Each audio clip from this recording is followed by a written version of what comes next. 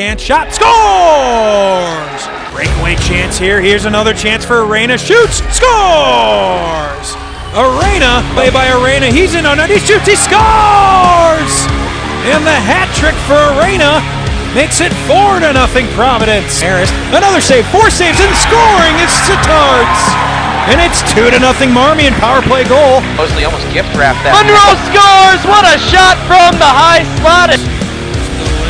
What a pass, shot, and blocked. A follow-up shot, it scores!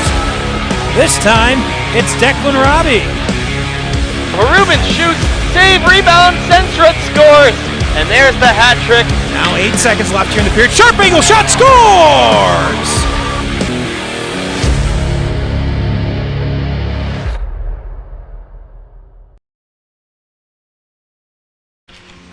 Everybody, welcome into this week's edition of the CCHL Game of the Week.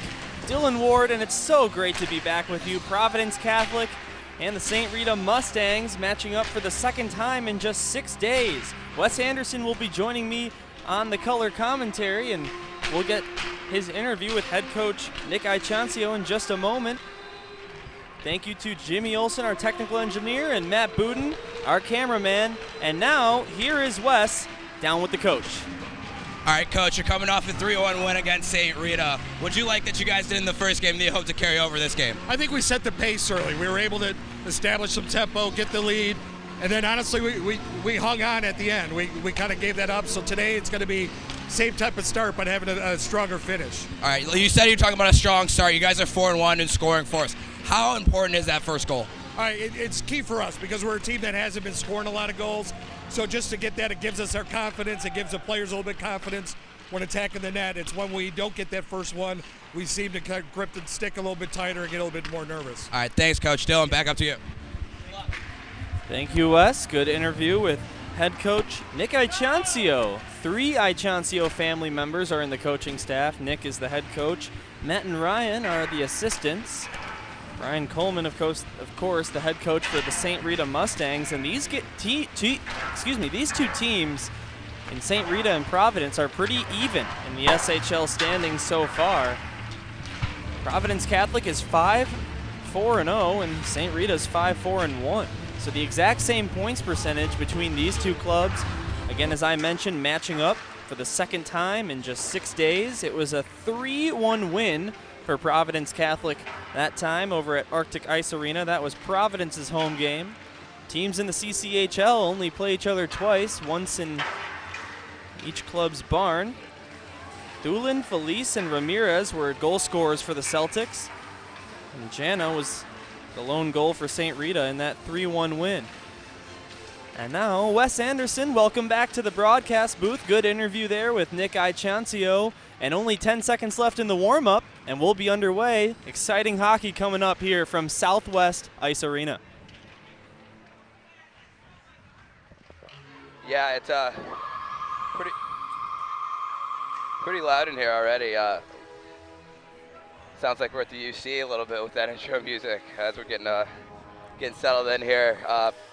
Providence to our left, the home whites, and St. Rita and the Darks. Should be a good game. Coach was talking about how important that first goal is, as we talked about before earlier, that Providence is 4-1 when scoring first. So really looking for them to get out to a strong start. You know, St. Rita at home, that's always tough, those first 5 minutes of a road game. Kind of want to weather the storm a little bit. The last time these two teams met, both teams put up over 30 shots. So expect both goalies to be kicking, especially early. 42-37, the final shot total in the game you're talking about, where Providence Catholic won 3-1. It was Mike Menard making 22 out of 25 stops before being pulled after the first goal, and A.J. Petralis came in to bail him out, went 15 for 15. The bigger story in net, though, was Luke Brzezinski making 36 saves on 37 shots allowed, but it's going to be Andrew Pavich starting for the Providence Catholic Celtics and Mike Menard for the St. Rita Mustangs. Here's the national anthem on the CCHL network.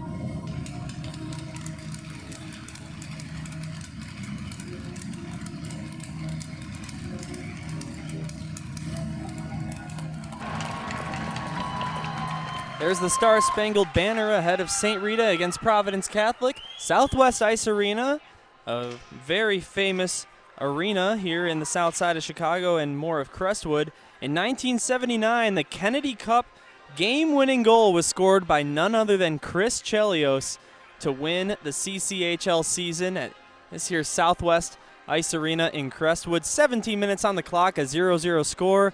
We're about to get underway. Yeah, you talk about Chris Chelios, what a name, not only in Chicago hockey, but the NHL, an illustrious career he's had of, I think, over 1,700 games, if I'm not mistaken, as just a stay-at-home and dialed-in defenseman. So it's great to be back in a rink that has some history. We got a great game here, just a little past 8 on the south side here in Chicago. 2 great teams here in our great state of Illinois. So should have some good action coming our way in just a minute. Providence Catholic's getting huddled up at their bench. Coaches getting last few words of encouragement before we get puck dropped here. Mark Daly, TJ Swan, Nate Tracy, and Joey Rodriguez all out of the lineup for the Mustangs. They're all battling injury. No injuries on the Celtics side, but they do have about 8 more players on the roster than you're allowed to line up. So out of the lineup for them are Ben Lechner, Quinn Holmes, Nick Pavlis, Joey Ramos, Finn Harris, Ethan Gans, Jesse Rosales, Aiden Kilcoyne, and Lucas Ducups. His brother Tom is in the lineup tonight. Here's the face-off at center ice. It's pulled back by the team in red. That's the Mustangs, and we're underway from Crestwood, Illinois. Once more, Dylan Ward and Wes Anderson here on the call for you fine people on this Thursday night. Puck is dumped into the zone by St. Rita, but it's Zach Zadakis grabbing it behind his own net. He'll play it off the boards, and he found Emiliano Arena. Emiliano Arena had a hat trick last time Providence Catholic was featured on the CCHL Game of the Week. That was over in Morgan Park when they blew out Mount Carmel 5-0.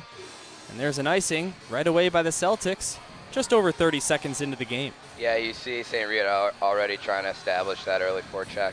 Something you got to do as a road team. You know, Providence Catholic's going to have a lot of energy, especially at home. So try and take away as much offense as they can while sticking them in the defensive zone. You see number 10 for the Celtics, Vince Felice, taking the draw at the left wing circle of the the Rita attacking end. He was not in the lineup. He was serving a suspension in that same game I was just talking about, Mount Carmel and Providence Catholic. The only other time the Celtics have been featured on the CCHL network. For St. Rita, this is their only game on the CCHL network of this regular season. Of course, we'll have playoff coverage for you as the season rolls along, and St. Rita very likely to be in a playoff spot by the end of the year. In a league where only 4 teams out of the 11 don't make it in. Yeah, these 2 teams, I think they're separated by maybe 1 point, so it's already tight early in the CCHL. And as the course of the season goes over, there's a few months left, but you know that's going to get even tighter down the stretch. 1 point separates these 2 teams and an identical points percentage between this classic and historic rivalry. Renewing itself right now. Here is St. Rita with the puck on the far corner. He'll play it up through neutral ice. Skating with it is Brendan Harkins. He'll dump it in left wing side. Getting to that one first is Aiden Castleton for the Celtics. He'll try and get it out of the zone. It was kept in initially by the Mustangs, but eventually over that blue line and dumped back down by Joey Bedke. Yeah, you see St. Rita has no problem just getting the puck deep, getting on their forecheck, making the defense of Providence really turn their back and go get those pucks behind the net. There's a hit into the boards, thanks to Danny Brine on the near side, and a slap shot taken from the left circle by Travis Byer. Missed the net. Here's the puck on the far half boards. Playing that one ahead is Nick Mastro in the lineup for the Celtics. Joey Bedke got it, though, behind his own net. You can see the C on goaltender Mike Menard's jersey. He is the captain of this team. You don't usually see that for a goaltender as St. Rita ices the puck, but with a 3-4-1 record, you see him with the C. Yeah, some people think that's unlucky, but we talked about the last game he had, 36 or 37 shots, so something's definitely working out there. And as you see earlier, I think maybe only 1 shot on goal so far through a little over 2.5 minutes in the first period. Both teams are trying to feel each other out here early on. Drake Thomas for Providence loses that face-off. Back it goes to Mark Hernandez. He'll play it to the far corner and send it out to neutral ice, where it's grabbed by LeConte. Now here's Maher with the puck at the far corner. He's being pressured by Travis Byer for Providence, and it goes behind the Celtics net.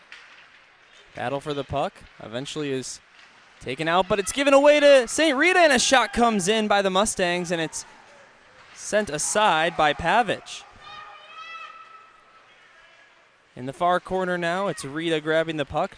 Nino Gentile gave it behind his own net, and a centering feed right out in front. Couldn't find anybody. Then a shot taken from the left circle by Mark Hernandez. Just barely missed the top right corner. Yeah, it looked like he was trying to pick that. A lot of traffic in front of Menard and to our left here. I don't think he ever saw the shot. A little lucky that missed that top corner.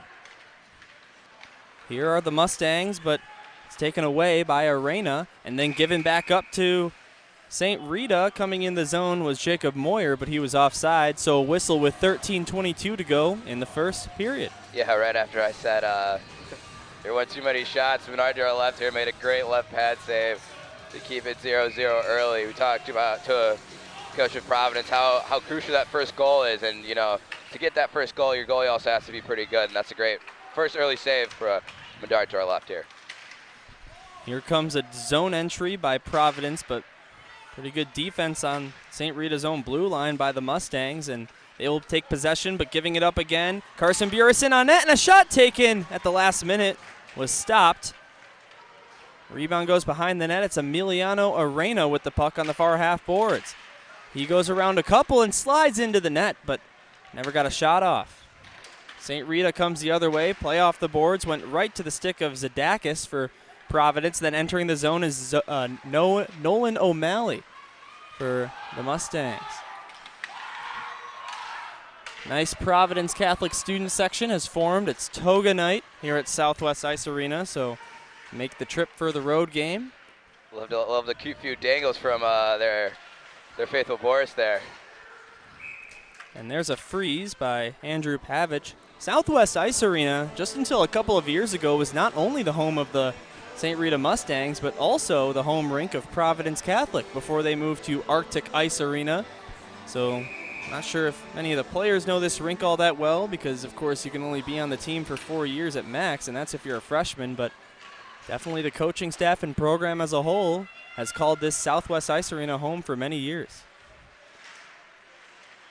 Here is St. Rita with the puck at the point. It's Ryan Mancine giving that one up to Providence's Thulin.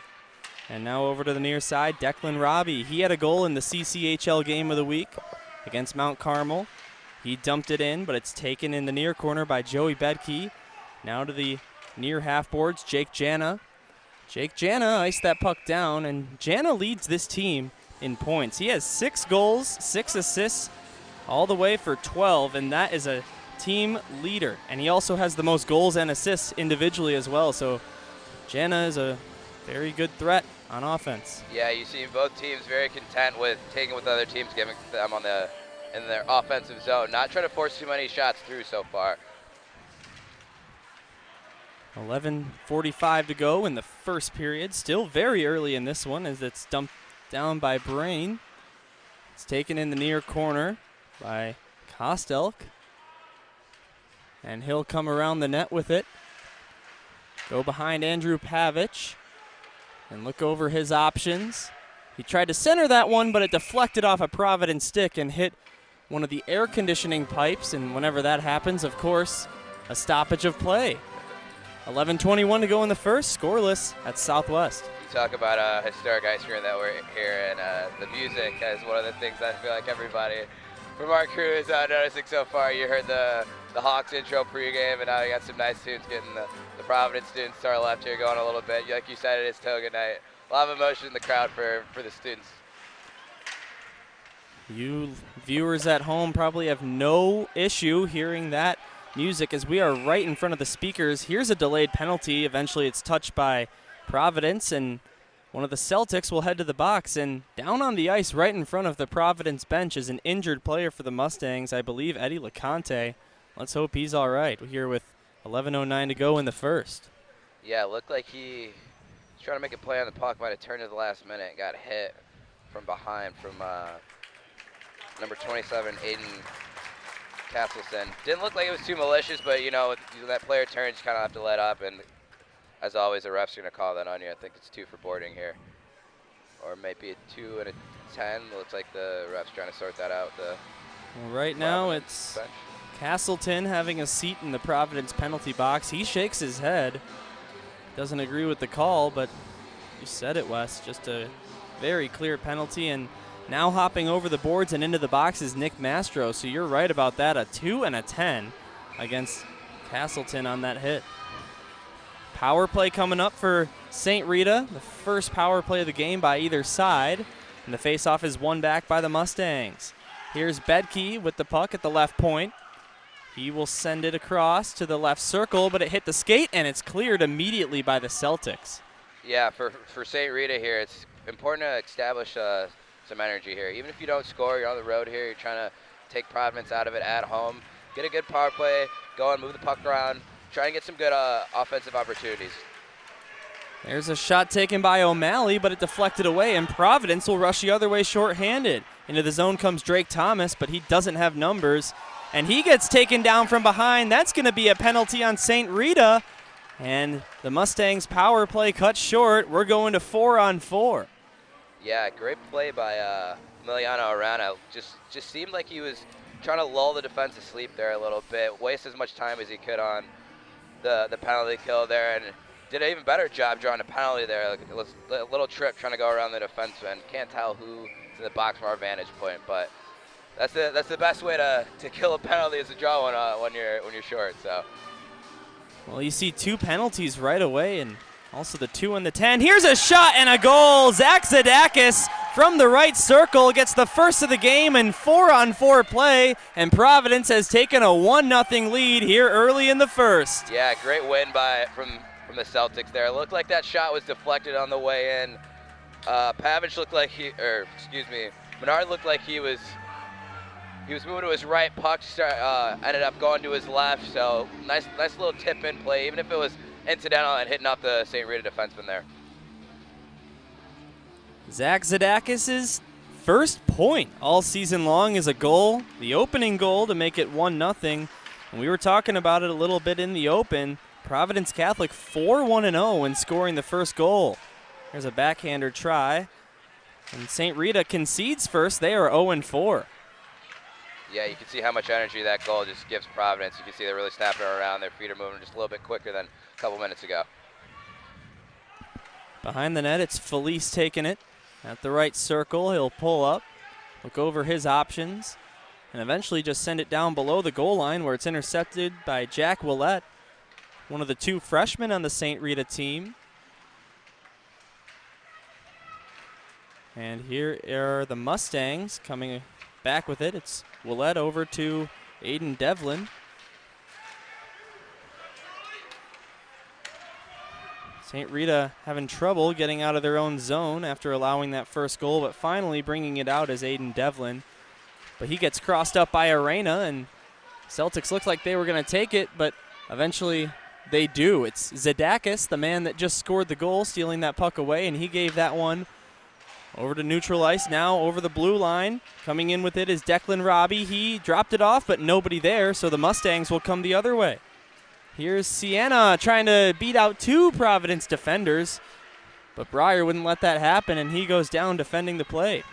Yeah, Providence back on the power play here, so look, they might be a little bit more patient on this zone entry, trying to get something set up with about 20 seconds left on their power play. Arena behind the Mustang net. We'll circle all the way to the far side, send it back to the point, and a long shot comes in by Breyer, and it's stopped. Rebound, a shot was taken by Providence, and that one didn't make its way through. And it's not kept in the zone, and Tom Dukups forces circle back in neutral ice and dump it down. Yeah, Menard, great left pad save there. Looked like the net was a little open for a hot second, but able to make a good push from his right to his left and get the left pad on it. Here's Rita with the puck in neutral ice. Skating ahead now is Gentile. He's the other freshman on the team, along with Willett. Here's Providence in neutral ice. Entering the zone is Burris. Burris then lost the puck. Mustangs got it back, and they'll clear it out of the zone. Power play over now for the Celtics, but still sitting in the box is Castleton for 8 more minutes. Yeah, plays open up a little bit here. Besides those 2 penalties, I think there's only been 1 other whistle, so the pace of the game's really sped up a little bit, especially from Providence's end after that goal. Not very surprising that there were 2 penalties and a total of 14 penalty minutes already taken in the opening part of that game. Providence Catholic and St. Rita are in 1st and 2nd place in penalty minutes so far this season in the CCHL. First place is the Celtics with 175 and 134 for the Mustangs. Yeah, that must mean their penalty kills doing the trick there. You know, I think they've only had 10 games in, so that's over 18 minutes in penalties per game. So something that the coach is definitely trying to stick to their guys, be a little bit more disciplined. Here's the Celtics working with the puck. A long shot from the right point by Charlie Muraskas is handled easily by Mike Menard, and he'll cover. 7:17 to go in the first period. If you're just joining us, it was Zach Zadakis getting the first goal of the game and the only goal so far for the team in green and white, Providence Catholic. Yeah, Menard's really settled down, or Menard, excuse me, has really settled down after that first early goal. It looked like it hit off his defenseman. Off the face-off, it's cleared all the way down, and Providence will regain possession. Bruno Hansel set it ahead, but it missed his intended target. Linesman will blow off the icing, and we'll play on. Here's St. Rita coming back the other way now. With tons of speed through the neutral zone, it's Kostelk. He dropped it off behind for Devlin, who dumped it down, but it's taken away by Muraskas. And here is Rita coming up, trying to catch Providence in a change, but they're not able to do so. Zadakis poked it ahead for Chocola, who in a team that is first place in penalty minutes, Chocola is the leader on the team with 42. Here's a shot taken by St. Rita, left circle. That was Mike Perry, but it missed the net wide, and there was no save necessary for Andrew Pavich. Providence working with the puck, trying to get it the other way, but it's kept in the zone barely by Travis Breyer, but then he gave it up immediately to Carson Burris. 6 minutes on the dot remaining in the first period. Zach Zadakis with the only goal of the game, 1-0 for the Celtics. Yeah, the pace has slowed down a little bit. Starting to look a lot like the first couple of minutes. But here's a chance. Chocola, he shoots, but he's got blocked by the stick of Nolan O'Malley at the last minute, and the puck went wide. Celtics will keep possession up in the attacking zone, and a couple of players down, one from each team, right in front of the net. The net comes off of its pegs, and that'll be a whistle with 5:36 to go in a 1-0 game in the first period. Yeah, Dylan, we were just talking about how the pace was picked up after Providence scored that first goal, and then it seemed like there's a little lull in action there for about 2 minutes. Both teams, you know, really trying to figure each other out still a little bit, even after that early goal. Both teams pretty sound defensively in the neutral zone, not letting too many odd man opportunities go either way. Hope you found us okay on the CCHL Network Game of the Week. Dylan Ward and Wes Anderson on the call. Matt Buden working the camera, and Jimmy Olsen, of course, our technical engineer. As here's a shot taken by Providence's Vince Felice, but it just went wide of the net. And St. Rita will come the other way. Almost kept in the zone, but eventually it did come out and dumped all the way back in by the Celtics. Here's Jake Jana with the puck on the near boards, number 18 in red. Watch out for him. We mentioned earlier he's got the lead in points, goals, and assists on this team. He's also pretty fast. Here he is, Jake Jana over the blue line, looking for a shot, takes one, it got deflected and went right into the face of Vince Felice. Looks like he's just fine, and the Celtics will come the other way. Yeah, you see Jake Jana right there. When you got 6 goals in 10 games, we're willing to shoot from anywhere on the ice. Dukup's tried to center it for Ramirez at the left circle, but he couldn't get a shot off, so it's taken at the left point instead, but it was blocked on its way to the net. Off the rebound, the Mustangs will clear it the length of the ice. and that's an easy call for the linesman. An icing violation against St. Rita with 4:20 on the clock here in the first. Yeah, Joe Kolstek from Rita looks a little upset. I might have thought that the St. Rita defenseman might have tipped that going on the way down. So talked to the ref there a little bit, but you know, not a lot of shots been going through. A lot of bodies in lanes, a lot of active sticks and passing lanes. So I like to see the game open up a little bit from both ends. Here's a backhand shot by Arena, but he fanned. Actually taking that was Drake Thomas. 26 and 28 look a little bit too similar, and no names on the back of these jerseys for both teams. Doesn't make our job any easier, Wes, but the show must go on. Oh, really making us work with the no names on the back, you know. really earning it tonight. It's dumped down by the Celtics, and it's grabbed by Mark Hernandez for the St. Rita Mustangs. He will send that one to neutral ice. Perry got a deflection on it. And a penalty's coming up on Providence Catholic. I believe that's going to be on Charlie Muriskas on the boarding call on the near side. And we're going to get another power play for the Lions. Yeah. For the Mustangs. Yeah, it looks like might have been interference there. Yeah, as the ref says there. It looks like he got to that St. Rita 4 a little bit too early before the puck got there. You got to at least let the player make a play on the puck. Looks like that's not what happened. So big power play here for St. Rita, like we saw before. Their last power play only lasted, I want to say, about 30 seconds before Providence was able to draw another one. So like to see them get set up here, get some shots on net. Even if, again, like I said before, even if you don't score, the energy that you can provide off of a big power play with a lot of shots on goal is a huge game changer. Here's a shot taken, and it scores! St. Rita has tied the game. Getting the goal was Luke Maher. That's his 6th of the year, and he makes it 1-1. As I was saying before, not a lot of pucks getting into the net, which means there's bodies and lanes, which also means that the goalie can't see the puck. So you see on both goals, on Providence, you see a point from the shot that hits somebody in front, and then from St. Rita's standpoint, you see a shot from the point where the goalie doesn't even see it. It looked like Pavic didn't see the puck until it was right behind him, and as a goalie, that's a frustrating place to be when you can't really pick up the puck and get a good feed on it. One shot on goals on the power play is all the Mustangs needed, and this thing is tied. 2 goals early in the first period, just actually 3:10 to go in the first frame. Pulling up is Ducups. Actually, that's Felice. Then he took a shot, and that one went wide and out of play. 3:07 to go in the first. It's a tied score. Zadakis and Maher with the 2 goals. Yeah, we were talking about Vince Felice in the pregame. Me and you, he has 2 goals in the last 2 games. You see there, not afraid to shoot it. Just barely missed going bar down as he rigged that one off the pipe and goes out of play.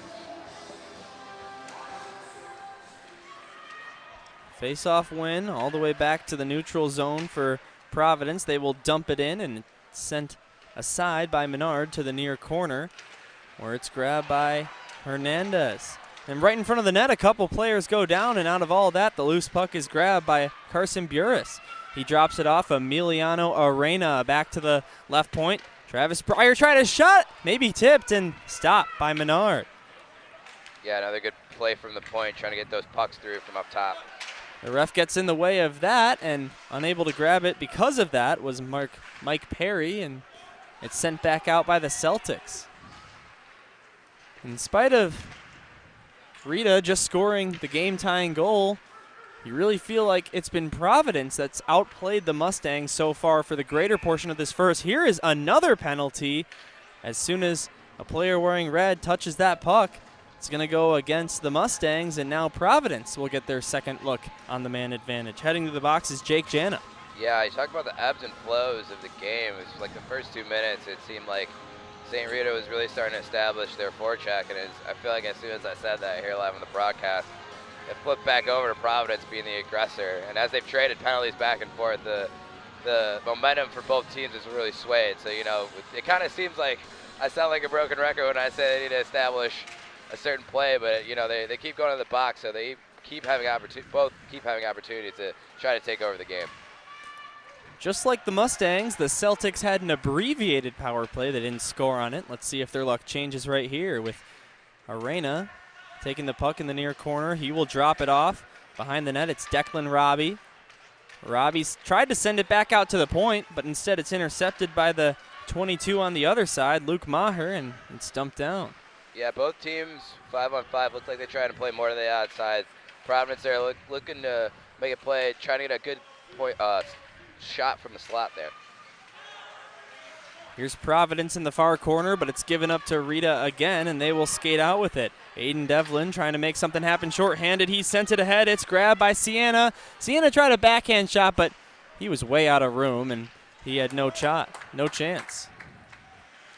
A minute and 15 seconds to go in the first period. A minute even on the power play for the Celtics, but very good penalty kill so far. Providence Catholic hasn't had many good looks, and Rita has forced the play outside of their zone for a lot of this time. Yeah, from the St. Rita perspective, this is an excellent penalty kill. When the puck's in your offensive zone when you're down one man.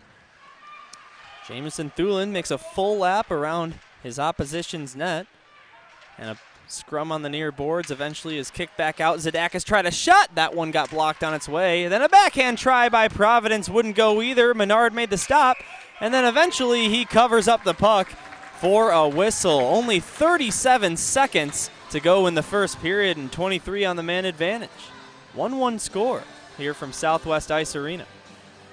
Yeah, something that you like to see from St. Rita. A lot of bodies in front of the net trying to stop that shot after your goalie makes the initial save. That's a crucial way to kill penalties, especially as a team that takes a lot, as you talked about earlier. A face-off win for Rita, as though it seemed. A shot was taken right off the draw by Thulin, but another save by Menard stops play just 2 seconds later. Defensive zone face-off for St. Rita is won by the Celtics and punched into the far boards. Eventually it's taken by Maher, but grabbing it is Providence, but another penalty's coming up. That shot wouldn't have counted by Noah Oliver had it gone in. And it looks like the Celtics are going to cut their power play short again. And heading to the box is Carson Burris to take a penalty. Yeah, it looks like Burris got his hands up a little bit high on number 14, Nate Tracy, for St. Rita there. And, you know, whenever you stop your feet, you got the blade of your stick at somebody else's side. The ref's going to call that every time. So 4-on-4 for the next 11 seconds. And then it's going to be another Rita power play. They only took about 7 or 8 seconds to get a goal on that earlier on.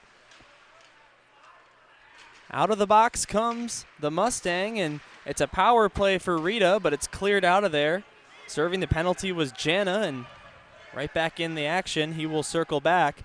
3 seconds to, now 1 on the clock, and you hear the horn from Southwest Ice Arena, and that's the end of the first period of play. 1-1 is the score. Scoring first was Providence's Zach Zadakis, then Luke Maher with that beautiful shot from the right point tied things up, and we're looking at a 1-1 score after the first period. When tied after 1, the Celtics are 2-1-0, and when tied after 1, the Mustangs are 1-2-0. So not much to gather from that bit of information, but this game could really go either way, and both teams are playing at a pretty equal level, especially towards the end of that period.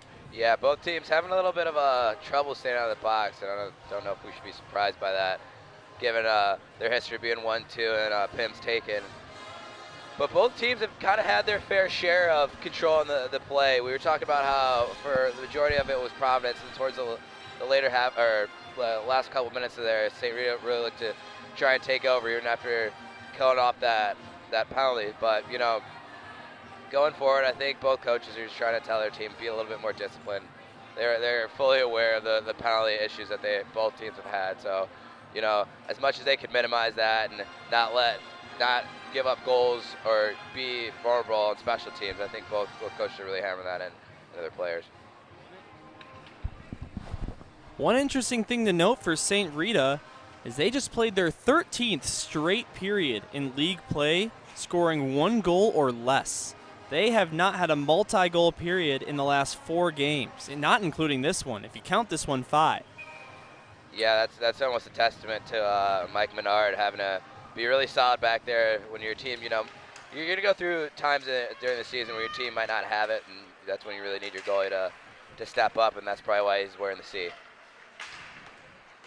So we'll follow that storyline along as it goes, but coming into the zone on the power plays, Rita, and a shot taken from the left circle went wide.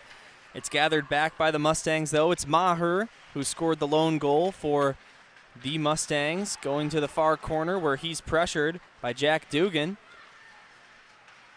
Here's Rita again, taking control. Back to the left point it goes. And a nice move by Jana to get around a couple. Then a centering feed just was tipped wide by Nolan O'Malley. And it's sent back to the near side. Grabbed by Providence. Emiliano Arena will dump that one in all the way to the opposite corner. And the Celtics will go for a change. 44 seconds remaining in the power play for Rita. If you're new to high school hockey, 3 periods of action and no break between the first and second, other than the quick 2 or 3 minute timeout you just witnessed. And we'll have a real halftime sort of intermission after the second period and before the first. Here's a backhand shot. Wow! Nolan O'Malley came all the way in on net and just couldn't put that shot on the cage. Then it's poked out of the zone by Providence's Vince Felice. So much action. I feel like you haven't had a chance to stop and take a breath, but you see number 18 there in red, Jake Jana, not afraid to shoot at all. About twice on that power play so far that he's just throwing the puck in the net, trying to get something on the goalie. Here comes Rita the other way. It's Mike Perry starting the rush. He centered it ahead for Danny Bjorn, but losing that one to the good forecheck by Providence. And the Celtics will dump it down. The penalty, by the way, now over. Back to 5-on-5, and 0 for 2 are the Celtics on the man advantage. Or excuse me, 1 for 3 are the Mustangs. As that shot is covered up by Menard. You might have noticed we switched ends. Rita shooting from left to right, and Providence right to left from this perspective on your screen. Yeah, you expect St. Rita there to try and establish a little bit more crisp power play, but you know, sometimes it just doesn't work out. And like I said, again, Jake Jana was just really trying to get pucks on the net there. Here's St. Rita's Eddie LeConte, who went down with that apparent injury, needed help to get to the bench earlier in the first period. He's back on the ice taking a shift, so great news for Brian Coleman's team. LeConte doesn't have a point in the 5 games he's played coming into this one, but always good to have your team on the bench at full strength in a big rivalry game like this one. On the CCHL Network Game of the Week, it's St. Rita and Providence Catholic, as that one's tipped out of play and into the bench by Charlie Murisgas. And there's a whistle with 14:16 to go in this 1-1 game of the second period. Yeah, it's really starting to get a little bit more tight here. Over the last, I don't know, 3-4 minutes, both teams having a little bit of penalty trouble, but the neutral zone really has been really tight, going both ways, trying to get pucks either into the zone, into the offensive zone, or out of the defensive zone. That one's tipped, sorry Wes, so no icing. And then crashing into the boards is Jack Specht, and he's taken a while to get up, so the play is going to stop, and you could hear a pin drop here in this arena. That was an awkward-looking collision into the boards after he lost a tire, but it doesn't take him much time at all to get back to his feet, and he'll skate back to the bench and receive a nice ovation from the fans here at Southwest Ice Arena, which, by the way, a pretty decent crowd here overall. A great rink, lots of bleachers, lots of room for a large capacity setting. We're right in between each set of bleachers. A little bit where the warmth is, too. Not surprised, though, that you see the Rita player get up right away. Hockey players are tough, especially in a rivalry game. He's going to do whatever he can do whatever it takes to get up, help his team score a goal, try and get ahead here at 2-1 early here in the second period. Face-off is won back by Koslick. Back to the point. It's a shot taken by Devlin, but it missed the net wide. And it goes to the far half boards where it's gloved out of the air by Declan Robbie, but then it's sent back behind the Celtics net. Some of the parents upset with the call there, or no call rather, as it's sent back out to neutral ice and grabbed again by Devlin and sent back to the zone. It's Specht, and that's the player that just went down, so not only is he back in the game, but he's taking the next shift. Yeah, you talk about the parents of the famous old saying there's a few hundred reps in the stands besides the one who's on the ice. So not surprised that there's some upset parents when you see somebody go down that looked like could have been a trip or interference. Such a go-to line, isn't it, when you're doing play-by-play or broadcasting a game of any kind?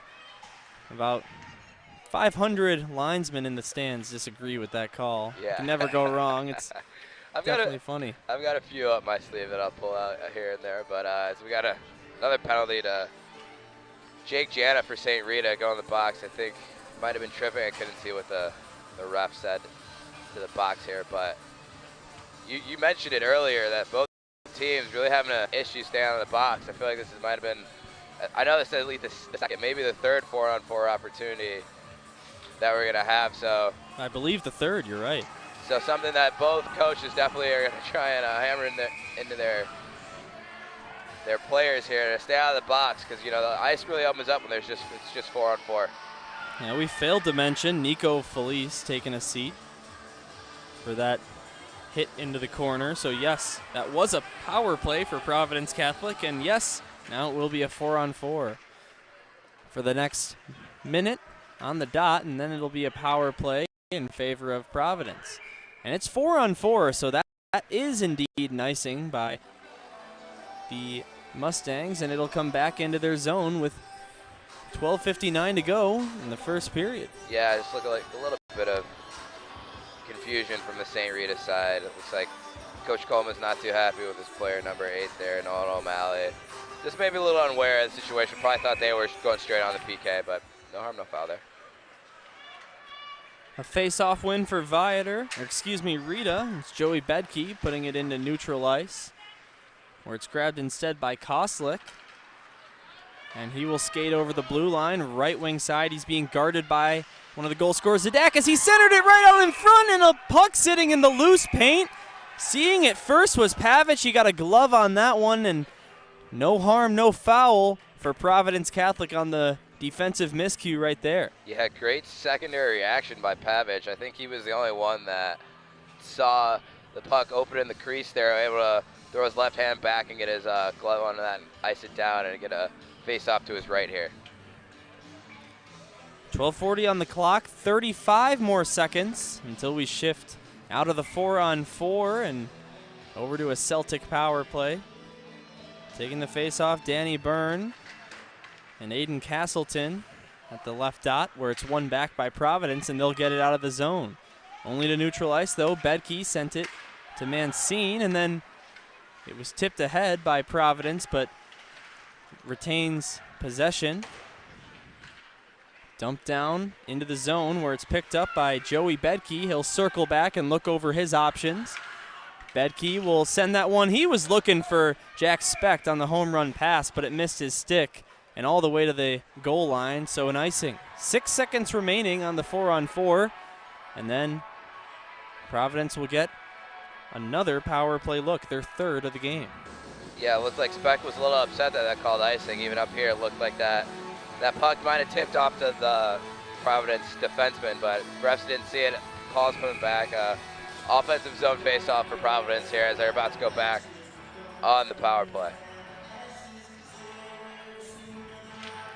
Here's the face-off, won back by the Celtics, and a shot comes in, but it was partially blocked and didn't make its way to the net. Vince Felice making the drive, but covering it after the fact was Mike Menard.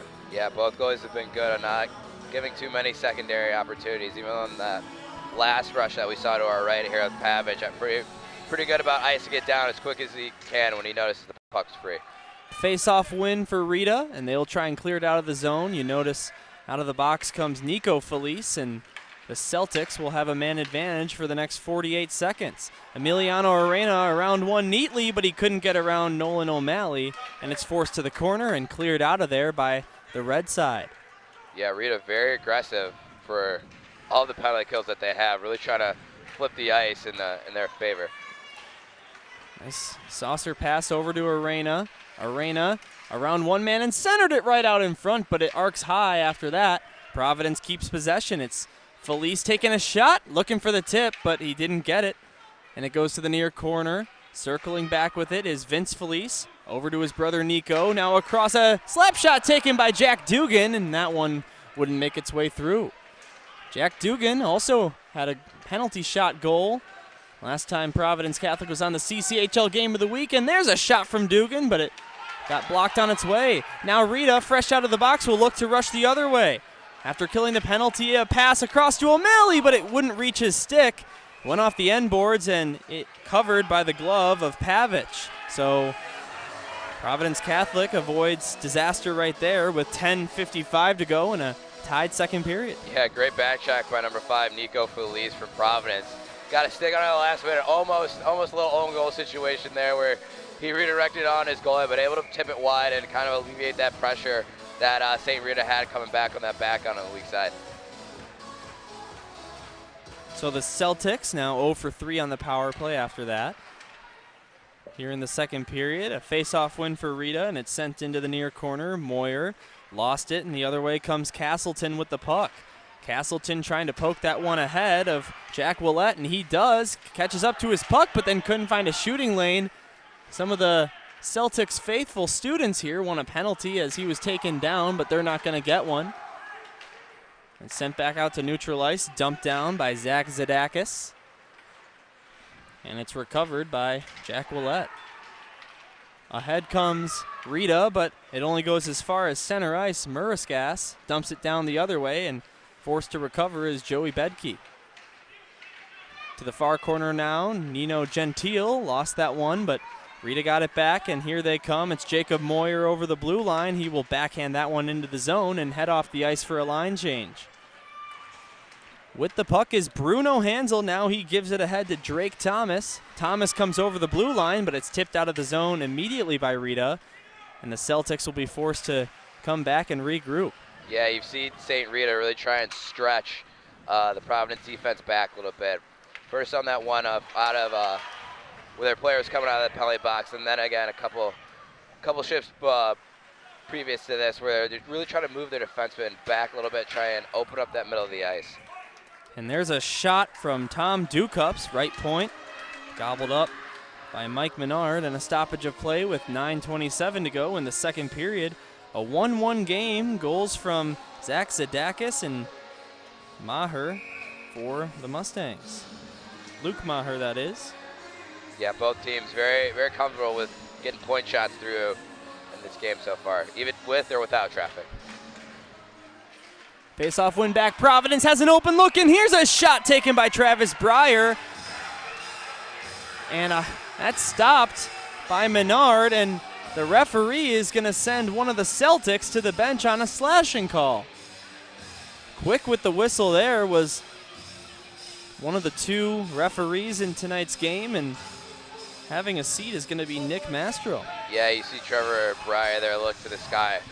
Great offensive zone set play from Providence there. That as soon as I looked down at my notes, I looked back up and a quick snap pass to the weak side and a good shot from the point here. Not really sure what happened with the penalty from Providence's end, but as you said, I think Rita is 1 for 4 on the power play, so you expect that to get clicking here. Really need some a spark, so to speak, for that side for the Mustangs. Well, a face-off win is a good start, and they do that. It goes to the far half boards. Jake Jana, one of the bigger threats offensively, is out there, but Providence Catholic doesn't take long at all to dump it down. 20 seconds already gone just like that on the Rita power play, and they will come the other way. That one, I believe, deflected by a player sitting on the bench, and that's going to stop the action with 8:58 to go in the second period, a minute 36 to go on the penalty. Yeah, those little ones like right there, your coach is always telling you to sit down, and you hate to have one go off your glove like that, especially when the coach is kind of preach for you to lay back while the play is in action for that very reason.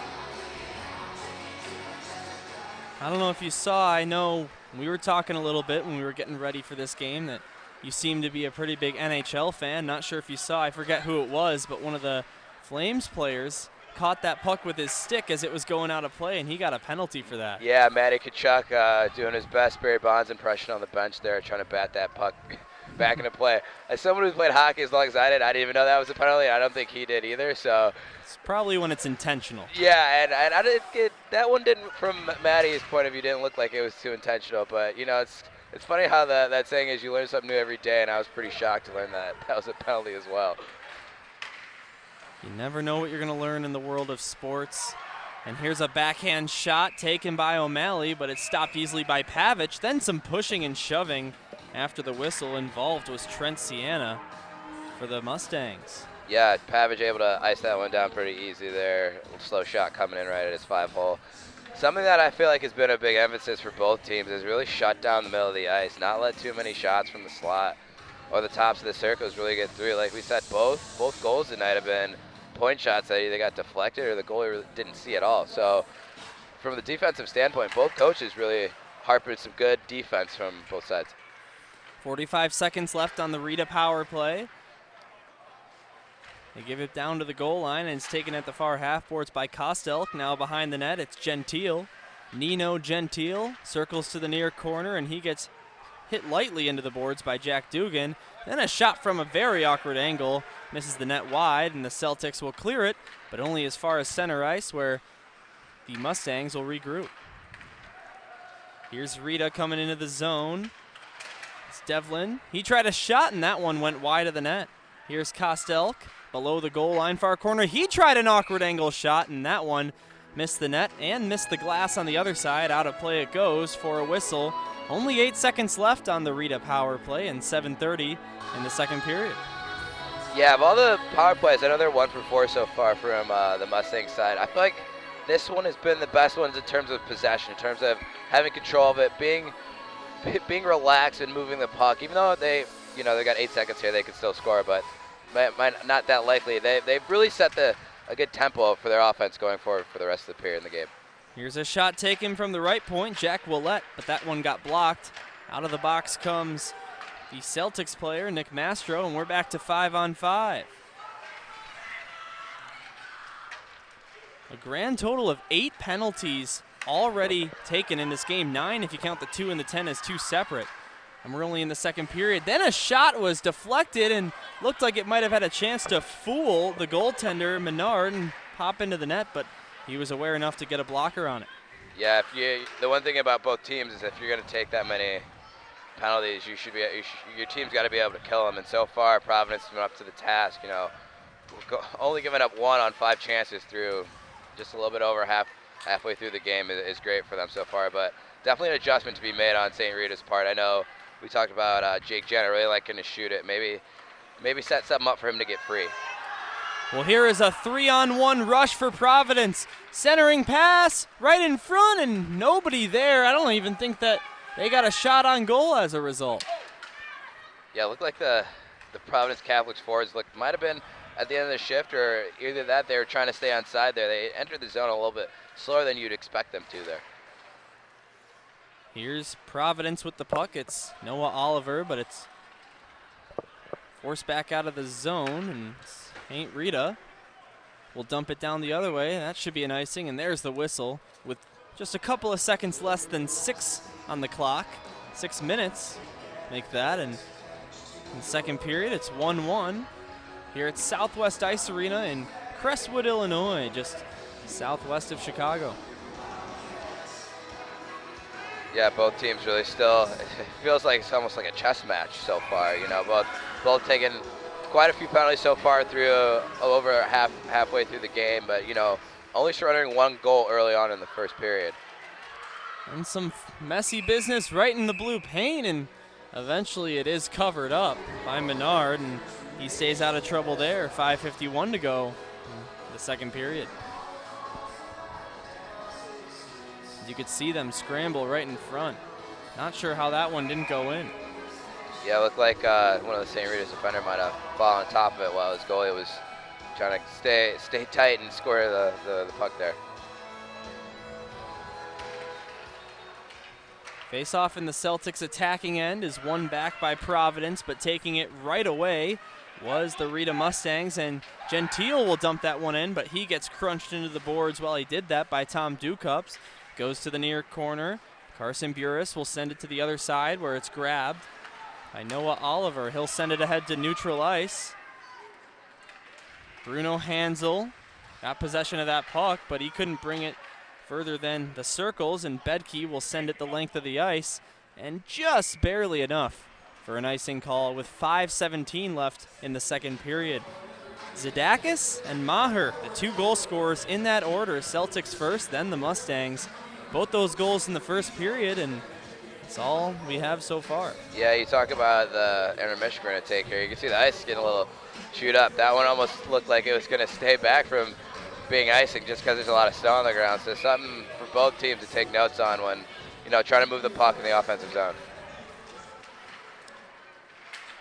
That game 6 days ago between these two teams, that was the last game the Celtics played against these Mustangs, so they know them pretty well. For St. Rita, there was a game in between, that one and this one. Here's a shot taken at the point by Providence's Nico Felice, but it was blocked. Now the puck in the near corner, right in front of the Celtic student section, and Rita will get that one out, but that will be an icing. Guilty are the Mustangs, and now forced to defend a defensive zone faceoff with 4:46 to go in a tied second period from Southwest Ice Arena. Yeah, you talk about the game they played 6 days ago. Both teams had over 30 shots, and I believe it was Providence that had 42. So coaches definitely did their homework where they made a huge emphasis of trying to shut down the middle of the ice. I don't know what the shot total is tonight, but definitely an emphasis of trying to limit each team's opportunities from the slot area. Unfortunately, you mentioned it, no shots on goal being recorded on the scoreboard of Southwest Ice Arena, but they are being recorded in the press box for stat purposes.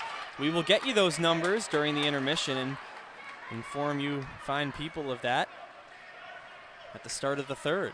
How many shots there are, assists on the goal, official assists. Sometimes when you're calling a game, it's hard to catch the second one, but here's a 2-on-1 the other way. Providence, a pass across intended for Arena was broken up by a good stick by the Rita defender. Yeah, you talk about being here at historic Southwest Ice Arena with the old classic scoreboards. I think there's still ones that they put up when the rink was originally built. So that's why we don't have the shot totals like we do probably at somewhere like Arctic or up at North Shore Ice Arena. But that's part of the mystique of being in a classic arena like this. You get the old scoreboards, like we said. Me and you talked about it. You come in here, it's a little bit colder than it usually is, but that's the old school feel that you love at a spot like this. Definitely one of the colder rinks I've been to here at Southwest Ice Arena. And I've been to my fair share of them. Here's a shot taken from the top of the left circle by Zach Zadakis. He was looking for his second goal of the night. Didn't find it there. Here's another shot taken from the point, and then that's gloved into the post. That probably wouldn't have counted anyway. And then after that, a Celtic and a Mustang getting into it. That was Felice and Mancine.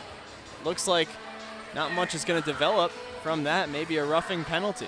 We'll see. Yeah, Declan Rabe, number 22 there. It looked like he tried to bat that one in. The puck came off a little funky off the rebound from Menard there, and Declan with his best Patrick Kane-esque, I guess, if you want to say, his creativity trying to bat that one in midair to the back of the net. Declan Robbie wears number 22. Also with a double number is 88, Patrick Kane. Here's another face-off at the left circle of the Rita end. It's won back by the Mustangs, but then it's being battled for in the near corner right in front of all the togas. Providence Catholic student section, they decided that the theme would be toga night, and see a bunch of Celtic students showing up wearing bed sheets and anything else that they can use to make a makeshift toga, but it's stolen away. Here comes Jake Jana in on net. He shoots, and that one stopped by Pavic. Rebound goes to Providence Catholic in the near corner, and Jake Jana showing off his speed right there, but couldn't beat the Celtics goaltender. Yeah, great. Looked like left pad save from Pavic from our vantage point. Looked like it might have hit the inside of his leg and went out maybe the right side of the opposite side of the net. So great save to, sorry to cut you off there. Great save to keep it 1-1, but as we have another penalty, it looks like, is it from Providence Catholic, number 4. Zadakis. Zach Zadakis. So, you know, we've been talking about it. The Mustangs are 1 for 5 so far. Look for Coach Coleman to maybe make an adjustment, try and get Jake Jana free here in the high slot, or maybe, as we said before, get more traffic in front of Pavic, who's been playing well tonight. 3 minutes on the clock here in the second period. 2 on the penalty, of course. St. Rita with their 6th power play opportunity of the game, as you just pointed out. But the team on the kill, Providence, wins the face-off and clears it out to neutral ice. It's brought back in by Rita, Mike Perry, but he lost that one. Arena will dump that one all the way down into the Mustang zone. Good start on the PK for the green team, and they'll come the other direction. Here's a shot taken from 10 feet outside of the right circle by Mike Perry, and maybe going high, but into the glove anyway of Pavic, and he'll hang on with 2:30 left in the second. Yeah, probably to both teams' delight. It looked like that first unit for Rita there just wasn't clicking like you would want them to with a power play here to end the period. So, you know, ice it down, get some fresh penalty killers, and, you know, from St. Rita's side, maybe get just a different look that they need to try and get a goal past Pavic here. Face-off win for Rita. They'll send it down below the goal line, and it's kept in nicely at the left point by Bedke. Now here's Sienna with the puck. He'll send that one to the left circle. Back for Sienna again, behind the opposition goal. Over to the left point. It's Bedke with the puck. He has it again. He looks over his options, gives it back to the left point, now occupied by Maher, the goal scorer for the Mustangs in this game. A clearing attempt by Providence was kept in, then a shot hit the post. Oh, wow, oh so close to taking their first lead of the game were the Mustangs, but that one off the iron. And then right in front of the blue paint, it's being scrambled for, hacks and whacks, and eventually covered up and frozen by Andrew Pavic. And he gets a whistle with 1:45 to go in the second and 45 on the power play. Yeah, Jake Jana over the bench talking to Coach Coleman over here, got palms up again. Like, what more can I do to get a puck past this kid? Down to our right, that one rings off the post. Looks like he might have shot at the last minute, but, you know, as a goalie, you love to have that post back there as your friend, maybe get a little love taps, kind of how Marc-Andre Fleury for the Blackhawks does whenever puck brings off the pipe for him. Boy, Fleury has really picked it up, hasn't he? Here's Arena the other way, back to this game, and he tried to put it through a defender's legs, but he could not. So with the puck is Maher the other way. He comes through neutral ice, now over the Celtics blue line, but only a couple feet. Jack Dugan caught that one first and cleared it the length. 20 remaining on the Rita man advantage. They're looking to get their second power play goal in 6 opportunities in this game, but they couldn't bring it into the zone. It was sent down and grabbed by Arena in neutral ice. Celtics just trying to kill time off the penalty clock. 3 seconds, 2, now 1. And out of the box comes the Celtics player and back to full strength. So another failed power play, but Rita not done yet. Trying to bank it in off the goaltender below the goal line was Danny Byrne. He could not. Pavic stayed sharp and gets a stoppage. Just 52 seconds to go in the period. Yeah, cheeky play by Danny Byrne. That's great ice awareness, especially seeing where the goalie is in position in that post there. Maybe, you know, trying anything to generate some offense. Maybe you catch him sleeping, not hugging the post like he wants to, and maybe that just kicks off his left skate, kicks off his back, goes to the net. So great idea from number 15 in red. You see that work a lot. It was Leon Swiatkowski for the Carmel Catholic Corsairs scoring the overtime winner against Glenbrook South a week or two ago by banking it off the goalie below the goal line. Yeah, who says you can't score from behind the goal line, right? So here is Providence the other way. A tough angle shot taken at the left side by Jamison Thulin was stopped. Thulin's looking to score a point in his 3rd straight game. Both teams, you talk about their their penalty struggles. But both teams aren't shy to try and mix it up after the whistle. And, you know, as they should, protect your goalie if an offender gets in there and try to get in your goalie's grill a little bit too much. Well, what's interesting is these teams take a lot of penalties, but it was only a combined total of 18 penalty infraction minutes 6 days ago when these two teams played last. That was a season low in penalty minutes for both clubs. Interestingly enough, in a rivalry matchup and between the teams that take the most penalties, or at least the most minutes, as it's cleared out of there by Rita. Just 10 on the clock here, maybe one last chance rush for the Celtics. Here's Thulin with the puck.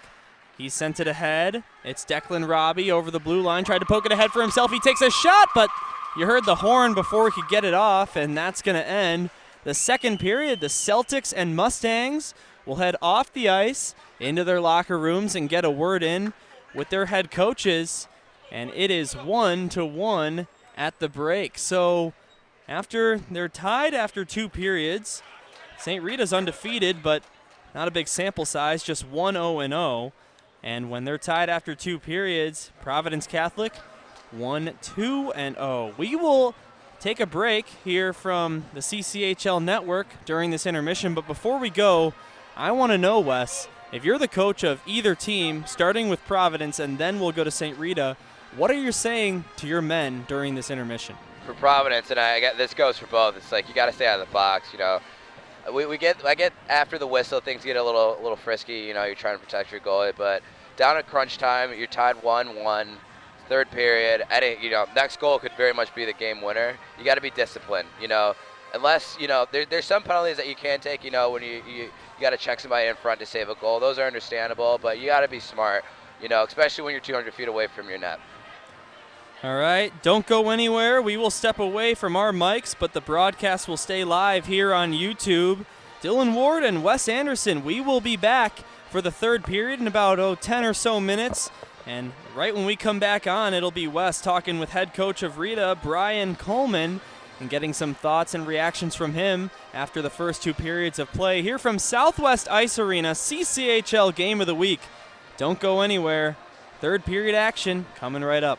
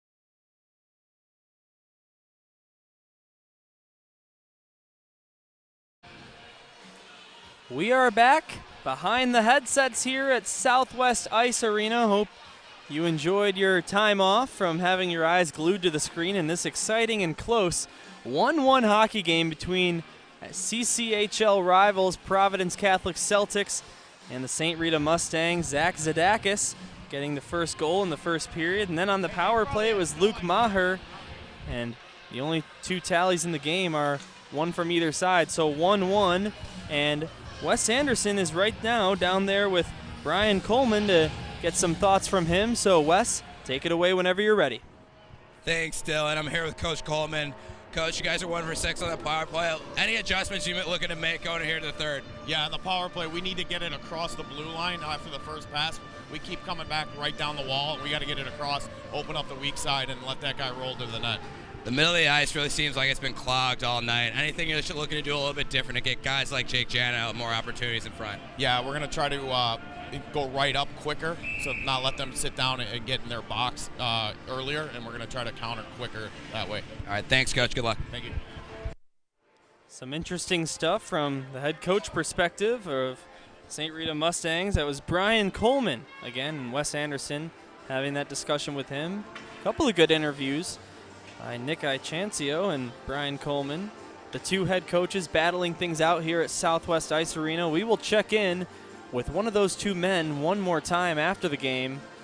Whichever one gets to put a W in the books for his team.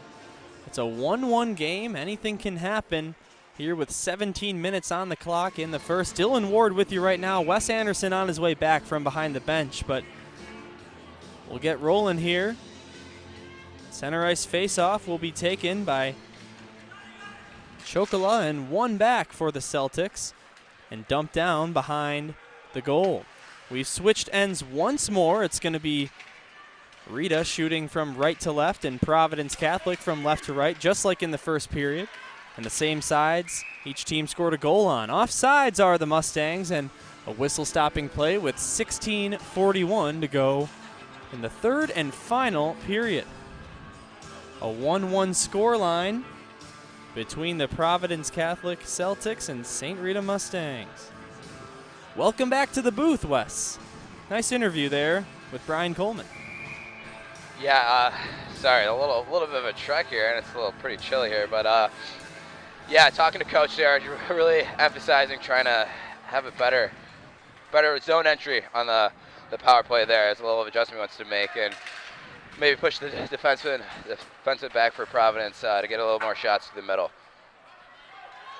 Here's Rita in their own zone. They'll get it out to neutral ice. It's Harkins sending it across. Here's Kostelek at the left circle looking over his options. He spins around and shoots one, but that one went high. Here come the Celtics the other way. It's Buris. They'll actually pass back to Merskaras, and it's tipped into the zone. No icing, and Rita will have to tag up. They send it out to neutral ice where it's grabbed by Jamison Thulin. He'll try and get that one in. It's intercepted, and a shot taken from the right circle by Declan Robbie is gobbled up by Mike Menard. He makes the save and covers it up for a whistle. 15:52 to go in this third and final period of regulation time, and a 1-1 score and on what is now a fresh sheet of ice. Yeah, another big save by Mike Menard there. Providence had 26 shots through 2 periods to St. Rita's 15, so Menard really standing on his head so far, keeping his team in it, give him a chance to win. Penalties coming up here against the Celtics on a delayed call. A scoring opportunity there. Luke Maher couldn't connect with the shot, and it's touched by the Celtics, and Rita will head to the box once more.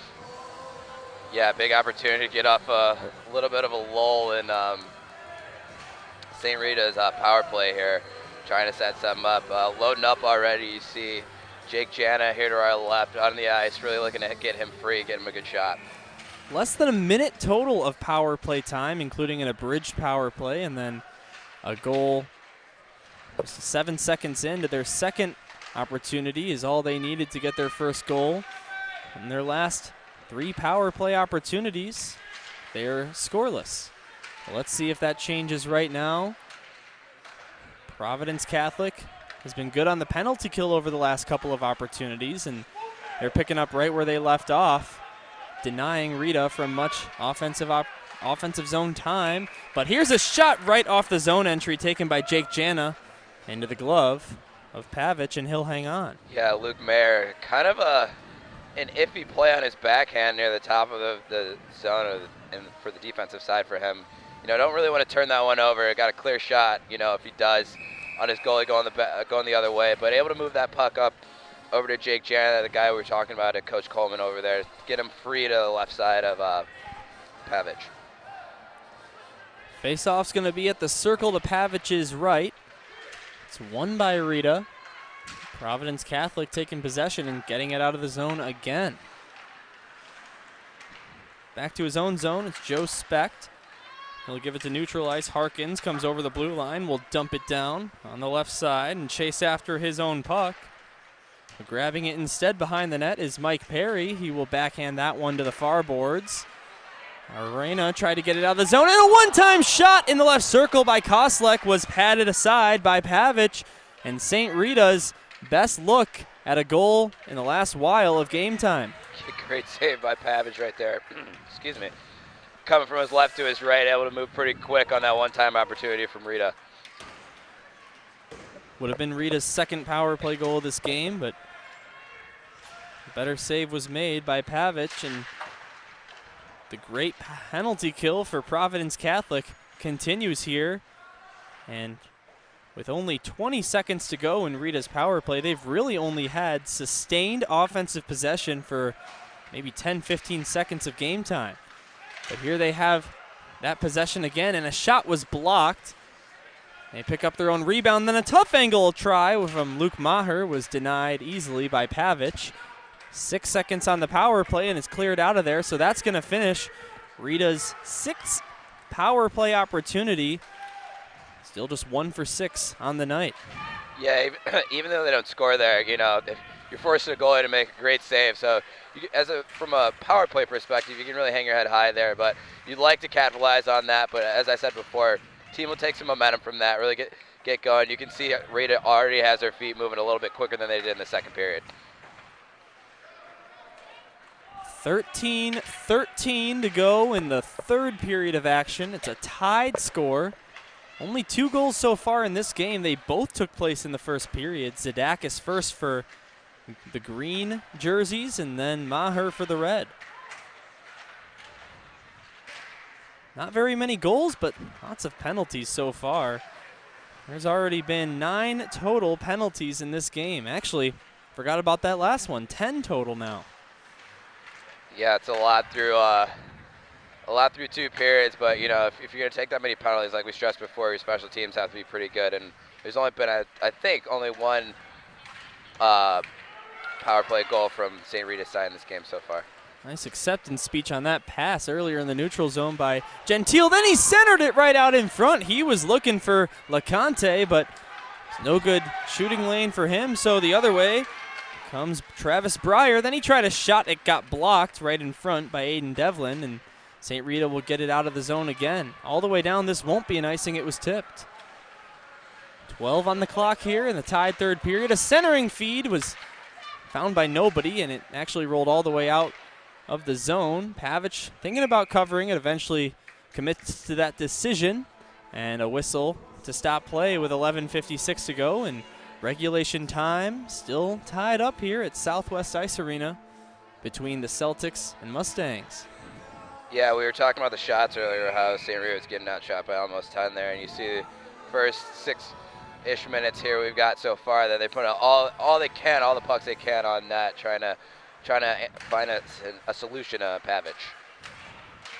Shot taken tipped, but you heard the whistle before that one actually made its way to the net. Save was made anyway by Pavic, but wouldn't have counted anyhow, and let's see what the officials are up to here. Yeah, it looked like that puck might have trickled across the blue line here. The trailing linesman looked like he blew that down. Must have saw some white in between the puck and the blue line. So, well, to make that call from that angle, you got to be pretty sure. So, assuming he got that right, and we're back underway from the neutral zone. especially when you have those 500 refs in the stands. Keep you honest, right? You know it, Wes.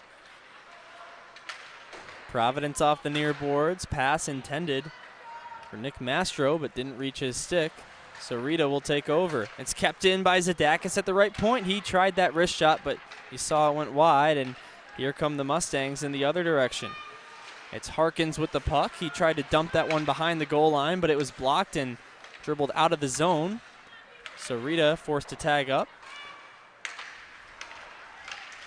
And oh boy, a couple of Mustangs and a Celtic collide in neutral ice.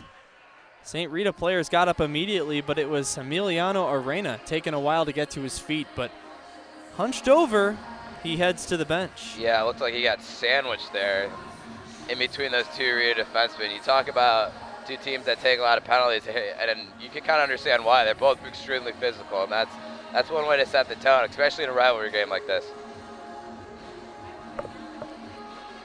Looks to be all right. Got up on his feet immediately. Probably I believe the third time we've seen a player take a while, and by a while I mean more than just a couple of seconds, to get up on his feet. And heading to the opposing benches, someone wearing red. Maybe the trainer for the Mustangs. We'll go have a look at Emiliano Arena. Let's hope that Arena gets back into this game. Nick Icancio wouldn't want to lose him. He's got 4 goals and an assist so far this season for 5 points, including that hat trick, 3 of those goals right here on the CCHL network. Providence won that game 5-0 earlier on against Mount Carmel Caravan. But here is St. Rita giving them a little bit of a tougher time in this game. Neutral ice, the Mustangs will bring it up. It's Mark Hernandez bringing it all the way to the near corner and putting it right in front in the blue paint. And unable to poke that home was Mike Perry. Beating him to the puck was Andrew Pavich. He got the glove on that one and stops play with 10:18 on the clock in the third. Yeah, you see Pavich even now, his hand's a little halfway up the shaft of his stick there. So very active stick trying to tip pucks from coming in front. And you see it kind of breaks up the play and makes it a little bit easier to manage when there's not a direct shot. You kind of track the puck going from right to left across his crease. Final 10 minutes of regulation here from Southwest Ice Arena. A shot comes in from the high slot. That one missed the net wide. Way out of his net is Pavich. He gets back quickly to retain his position. A battle for it on the near boards. Here's a shot from the left circle by St. Rita. It's Luke Maher looking for his second, but it was stopped by Andrew Pavich. And he gets a freeze with just a hair under 10 to go in the third and final period of regulation time. Here is a penalty coming up against the Providence Catholic Celtics. After that play, it's Vince Felice going to the box on a slashing call. And Rita will get, Wes, if you can believe this, their 7th power play opportunity of this game right here, and they'll try and take the lead. Yeah, it was, from our vantage point, it looked a little odd that Luke Meyer didn't get a lot on that shot coming into Pavich, but you can see that Ruff saw a slash on his hands there, provided him to get a good shot. Nice move to get around a couple, and a backhand shot attempted by Maher. Wouldn't go, then right in front of the net, cleared out of there and out of harm's way. Providence Catholic will get that one out of the zone, and it's forced all the way back into St. Rita's end. Circling back is Bedke with the puck. At his own hash marks, will give that one to neutral ice, taken by Jack Willett. Willett over the blue line, pass across, hit the stick of a Providence skater, and almost out of the blue line, but just barely kept in. Behind the net, looking for a lane, are the Mustangs, but they forced to go back. Tom Ducups hits Trent Sienna right into the boards kind of lightly, and then after that, a shot was taken by Nolan O'Malley from right in close, and an easy save made by Pavich, and he'll cover. 9:09 to go in the third period, and A minute 12 to go on the Rita power play. Yeah, the thing about it is if you're going to take 7 penalties, you have to kill off 7 penalties. I know Providence is giving up 1 goal, but the way they do that, they have 3 or 4 bodies every time in the middle of the crease trying to block shots. On the last flurry, you saw the St. Rita defender try and put a puck right in on goal, and there was really nowhere to put it because there's a couple bodies in front of him. Another face-off win for the Mustangs, and a shot from the point. Went wide of the net. Pavic has lost his goalie stick. Jack Dugan has given him the skater's stick to play with for now, and Dugan without one. Providence Catholic will try and clear that one out. It's kept in by the Mustangs, and it's sent to the far corner. Behind Pavic's net, it's Perry with the puck. He'll send that one to the near side. Here is Specht centering it, but nobody was there to grab it. And it gets cleared out of the zone, and getting his normal stick back is Pavic, and so is Dugan. Yeah, you expect Pavic there as a defenseman when the goalie loses his stick. You kind of play a little hot potato with it. So Pavic gives his stick to, or the Providence defender Dugan gives his stick to Pavic, and then, you expect a forward to give his stick to the defenseman there so he can clear out pucks in front of the net. Here comes a final power play rush with 10 on the clock. A shot taken right from the bottom of the left circle by John Koslick is stopped by Pavic. Out of the box comes Vince Felice, and another penalty killed by the Providence Catholic Celtics. They are 6 for 7 on that front tonight. Yeah, and a lot of that has to do with Pavic. A great another save there. Here comes a 2-on-1 rush. Moyer with the puck. He shoots it himself, and Pavic got a piece of that one. It went wide. Here's another shot taken from the point, and Pavic makes the stop on that. Jacob Moyer hasn't seen very much ice time in this game. He does have a goal to his name on this season. Had a prime look right there, and it was stopped by Pavic. Yeah, it almost looked like Pavic was baiting him into that low blocker side, and some goalies do. You'll give it to the forward, and as soon as he goes there, take away right away. A strong push from his left to his right into that save. A goal apiece for these teams makes this game tied at 1. And Pavic wanted a whistle right there. I'm not sure why he didn't get one. Eventually they're going to give him one, and he takes off his goalie mask. Maybe an equipment malfunction for the Providence goaltender, and a whistle with 7:04 to go in Southwest Ice Arena. A tied game between these two rivals here in the Catholic League. Yeah, it looked like on that last glove save he might have made it. Might have caught a little bit of the strap of his mask, and as a goalie, it can pop off that one side, and then it kind of feels like it's uneven on your head, and it feels a little dangerous. It kind of feels like you don't have a helmet on, so good on him to pop it off, get a whistle, get his boys a line change here. Here's a right dot face-off. Rita attacking zone, but the Celtics will bring it back. It's Jack Dugan with the puck at his own goal line. Good setup play. Here comes Declan Robbie in on net. Nice move to get around a defender, and a backhand shot was stopped by the pad of Menard right there for the Rita Mustangs. Yeah, first real opportunity that Providence has had what feels like all period. It feels like St. Rita has really controlled the majority of this period. I know they've been on the power play, it seems like the majority of it, but good response from Providence to kind of muster up some offensive juice going the other way into the offensive zone. Pass back, intercepted by the Rita Mustangs again, and through neutral ice. They will skate with it, but it's intercepted. Here comes Noah Oliver. He'll dump it down left side. It's recovered by Rita, but then it's taken away, and a shot taken by Vince Felice. Just went wide. Here are the Celtics keeping it in the zone, and another shot taken right there by Noah Oliver. Was stopped initially, then a juicy rebound was covered up quickly by Menard, and he makes the freeze with 6:02 to go in this tied game. Yeah, we talked about the goalies earlier, not giving too many second chance opportunities. You see that one there from Menard, even though a little bit of a rebound, able to cover that up pretty quick, make sure there's not a second shot coming his way. Face-off will be at the right circle. Celtics attacking end. The face-off is won by the Mustangs, and Devlin sent it off the far boards, but it's kept in the zone by Zadakis. Here's another shot by Zadakis, blocked right in front. Another shot by Providence. Might have gotten a piece of Menard in net. And the Rita Mustangs will bring it out, but it's intercepted by the Celtics. They'll dump it in, but offside, so they have to tag up. And play will reset in neutral ice. 5 minutes and a half to go in the third and final period of regulation time. This game will go to a 4-on-4 overtime for a 4-minute period.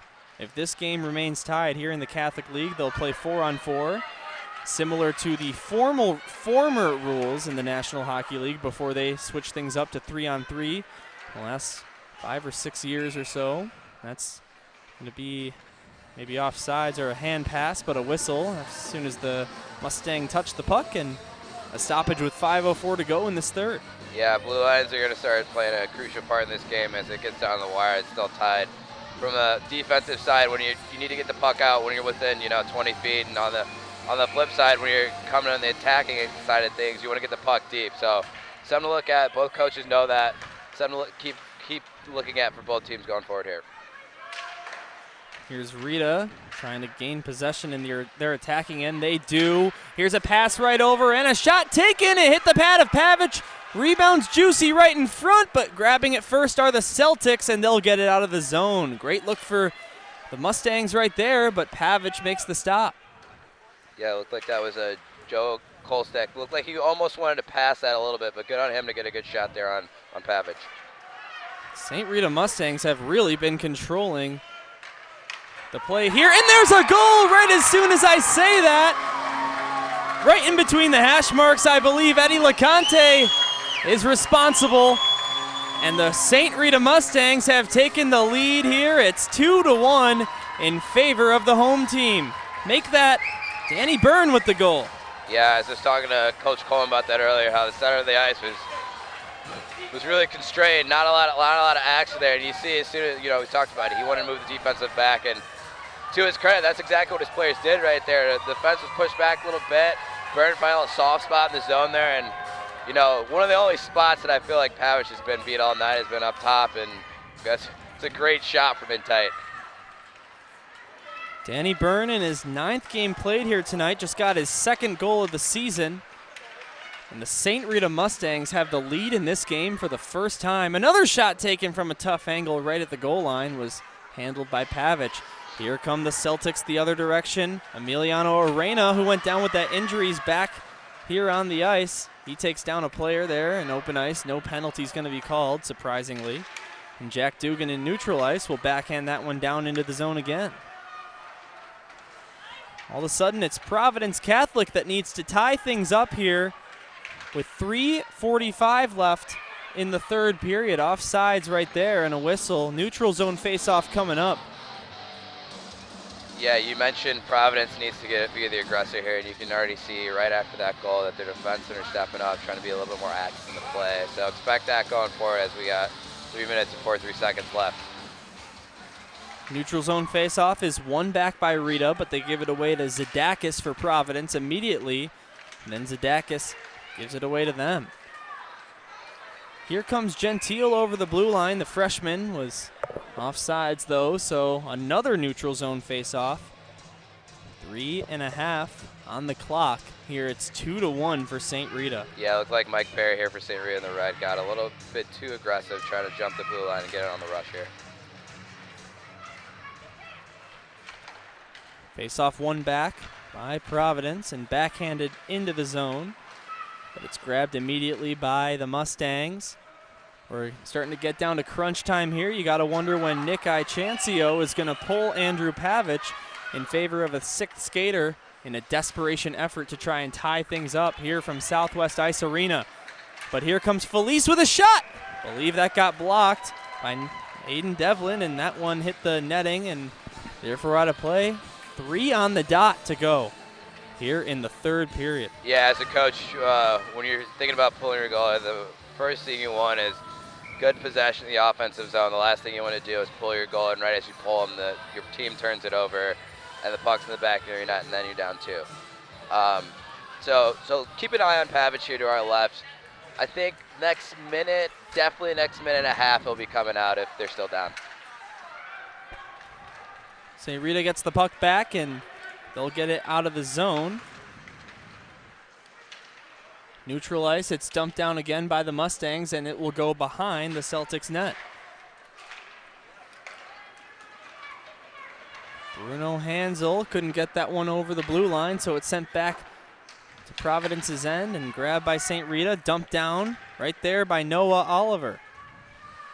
Pavic staying put for now here with 2:25 to go as St. Rita will clear that one to the other side. Pavic way out of his net to set that one up for Tom Ducups. And here comes Noah Oliver dumping that one into the far corner. Providence Catholic needs some good possession here in the offensive zone before they're able to pull Pavic out of the net.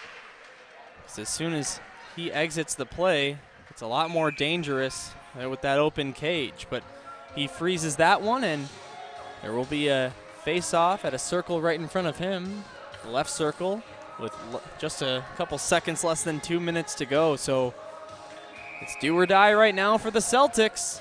Let's see what they've got up their bag of tricks. Yeah, I expect the Celtics, as soon as they get an offensive zone draw, take a timeout, settle things down. Maybe that's when the goalie comes out, but first you gotta get down there.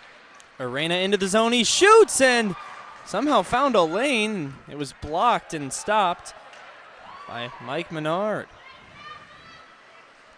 1 minute and 37 seconds to go. It's given up to Rita again, and they'll clear it down into Providence's end. Pavic sets it up. Jack Dugan gave it to the near half boards. It's Chocola. Chocola intercepted there by Nino Gentile at the left circle. He tries a shot, and that one missed the net wide. 1:16 on the clock. Here comes Arena, and there goes Pavic to the net. Arena shoots, and that one hit the glove of Menard. He didn't know where it was after that, though. One of his teammates did and swatted it out of harm's way. 6 skaters on there for Providence Catholic. If it means anything, they were 0 for 3 on the power play. A little bit of a different situation on the 6-on-5, but one man up. They need a goal here, and the clock has just gone to milliseconds. 57 seconds to go for Providence to tie things up, and probably a timeout coming up here for Providence, if you were correct on that, with the offensive zone faceoff coming up. And yes, sir, there it is. So timeout call by Ichancio, and he'll talk things over with his group. So if you are head coach of Providence Catholic calling a timeout, what are you saying to your guys right now here in crunch time, down by 1 with 57 on the clock? First thing you're going over is very quickly what you do if you lose. You know, you don't want to lose the draw, and then immediately that puck ends up in the back of the net. So first thing is, what happens when you lose? Very quick, just go through that. Next, you're trying to find, an open shot. We've seen that their magic is getting shots through from the top. So maybe work something up top, then throw it down low, get a little 2-on-1 action towards the side of the net. So he's just giving his players options. There's not, for hockey, it's really no X and O's, just kind of areas that you want to be. So he's going through that with his team. He's probably trying to tell them to relax a little bit. You get a little bit too antsy when you see that 57 seconds. They've been controlling the pace of the play for the first 2 periods. So as long as they can get back to that, they do have to do it a little bit quicker than you would like to, but tell them to relax a little bit, stick to their game, and then they should be good. St. Rita looking for revenge against Providence Catholic. It was the Celtics that defeated them 3-1 on November 12th, just 6 days ago, over at Arctic Ice Arena. And now St. Rita looking to even up the season series. Teams in the CCHL only play each other twice all year, so this will be the final meeting, at least of the regular season, between these two rivals. So here we go, 6-on-5 for Providence, and they're looking to tie it. Arena shoots right off the draw, and oh my, just missed the net. Then another shot was tipped just wide. It's cleared the length of the ice by St. Rita, and that's going to be an icing against the Mustangs. So 44 on the clock, and another offensive zone draw coming up for the team down by 1 and looking to tie things up. Yeah, if you're St. Rita, no problem with icing it down. It's not like in the NHL where you can't change on an icing. So if you have to do that 4 or 5 times, just run out the clock. They're happy to do that. Vince Felice taking the face off. He will lose it, and it's kept in the zone by the glove of Nico Felice. Goes to the far corner now behind the net. It's grabbed by Declan Robbie. Now here's Felice again. He tried a shot.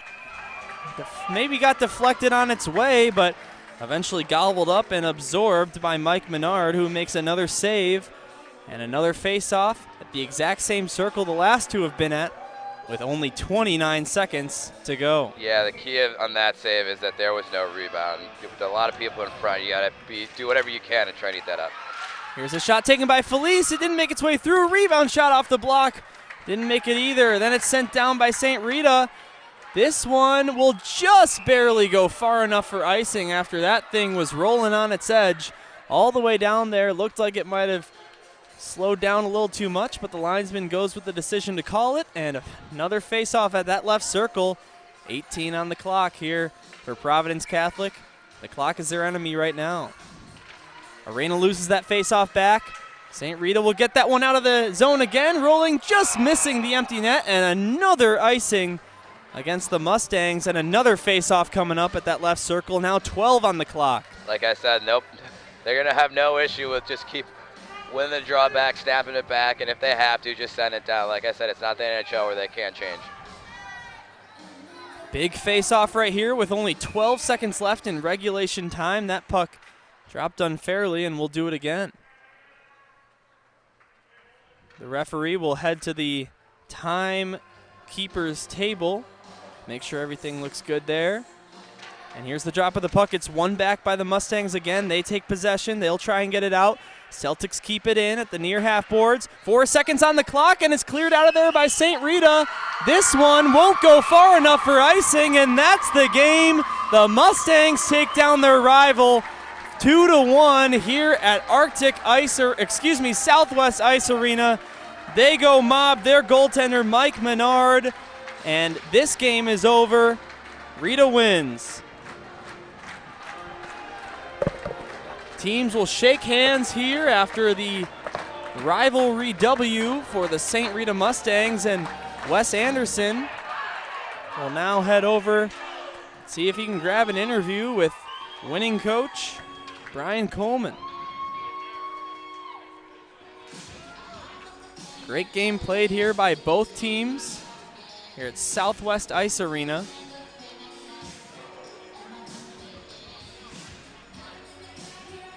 And a winner for the home team in St. Rita.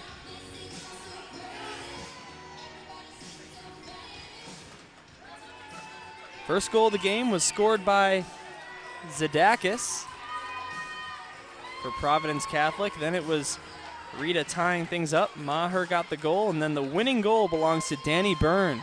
So Wes Anderson is right down there, looking to catch one of the Rita coaches on their way out and get a word in from the victorious side. 2-1 win, lots of penalties, not very many goals, but 2 was enough for the St. Rita Mustangs. And in their only game this season on the CCHL network, a 2-1 win here at home at Southwest Ice Arena. Still waiting to hear from head coach Brian Coleman. And the Rita Mustangs will head off the ice. Some nice reaction from the Rita bench after that goal at the end.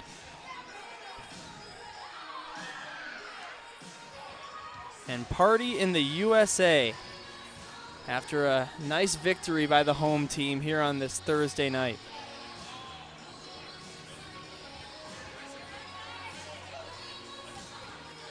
And it looks like we're finally about to get that interview here with head coach Brian Coleman. So, Wes, whenever you're ready, go right ahead.